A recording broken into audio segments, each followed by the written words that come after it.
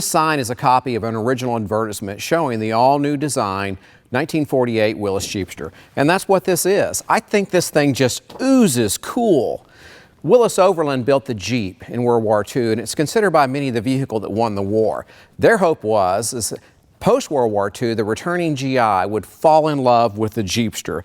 Not only would it be a practical car for his family and affordable, it would be fun, and fun it is. You can't go anywhere in this car without absolutely stealing the show. I totally love the design. I love everything about it. I love all the bright work. I love the steps that your kids, grandkids, or friends can use to get into the back seat.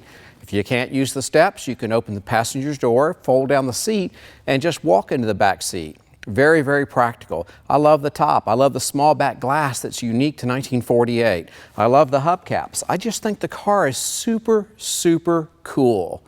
This car, this particular Jeepster, also has a very important provenance. The former owner, or a former owner, was Paul Brim. Who's Paul Brim? Paul Brim is Mr. Willis. This guy is well known in the Willis Overland community. He was the guy that you went to for rare parts or for history or valuable information. He was Mr. Willis, and this was formerly his personal Jeepster. That's very cool, and that matters. He picked what probably was one of the most solid original Jeepsters in the country and did a cosmetic restoration and did what was needed mechanically to make this a very enjoyable little car. And that's what it is. We're going to take this thing on a drive and you'll just see how much fun it is. Let's go.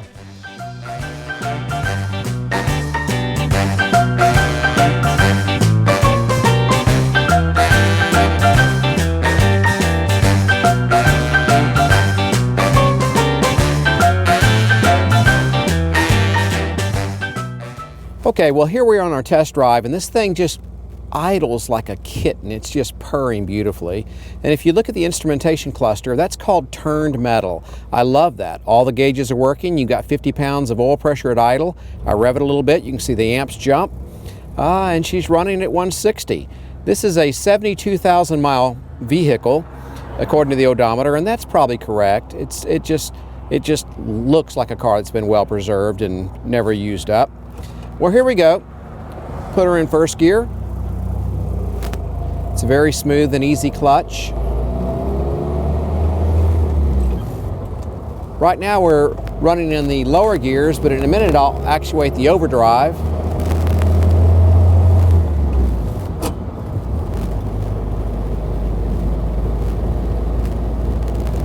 I love the horn. See if you can hear this. It's a great sound.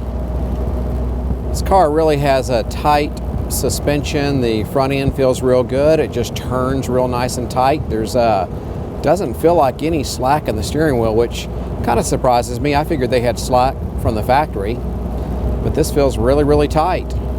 This, by the way, is not a reproduction steering wheel. It's an original one of the better original ones I've ever seen. And the horn ring's not broken. Typically the horn ring's broken on these things. Okay, now, the overdrive, you probably can't see that, but it's a really cool mechanical looking device over here. When it's pulled out, it's out of overdrive. When it's pushed in, it's in overdrive. So I'm in third gear. I'm going to push the overdrive in. I did that, let off the accelerator. I'm in overdrive. The RPM's just dropped, and she's just at a very low RPM, just cruising down the road. Most people leave it in overdrive at all times, meaning they don't ever pull it out. They just operate it with the gas pedal by letting on and off the gas pedal to cause it to go in and out of overdrive. Well, let's see, it's just a few days after Christmas here in Texas, and it's not too bad out here with the top down. That's one of the great joys of living in Texas. I usually can drive a convertible, every day of the year, save maybe a total of 45 days in the year, and that makes drop top cruising a blast down south. Of course, it's fun anywhere, but sometimes your seasons are shortened by bad weather in other locations. I love driving this car. It's fun to fill up with grandkids and friends and go to special events, go get ice cream, or just go for a drive. I don't know how well the color's showing up. But this color is really gorgeous. It's called Fiesta Yellow and Black, and of course it's got the burgundy interior. And this color, it just pops, especially with all the bright work and fancy trim they put on this vehicle. It's just a gorgeous presentation.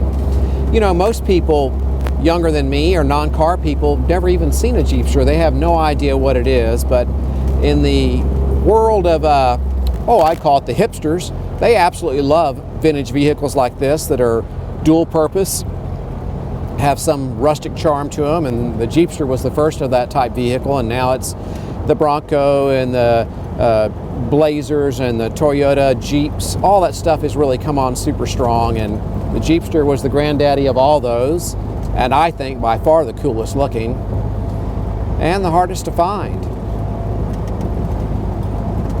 Finding one in this condition is darn near impossible, but this is one of those that's lived a really good life, and it's got a good long life ahead of it. It's been well taken care of and preserved and brought back to life by the Mr. Willis, the guy who loved these vehicles probably more than anyone else.